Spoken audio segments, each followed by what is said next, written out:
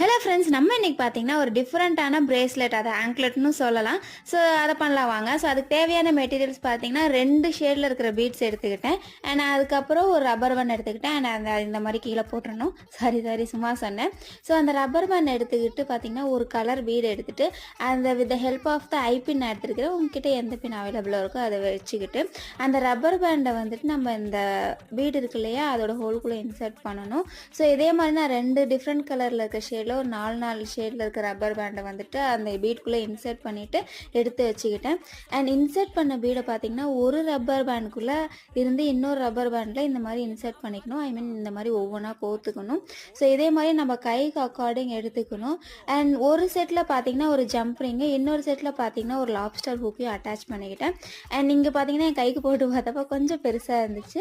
So அதை அப்படியே நம்ம காலில் எடுத்து மாட்டிக்கிட்டாலும் இது ஒரு ஆங்க்லெட் மாதிரி ரெடி ஆகிடும். அவ்வளோதான். வீடியோ பிடிச்ச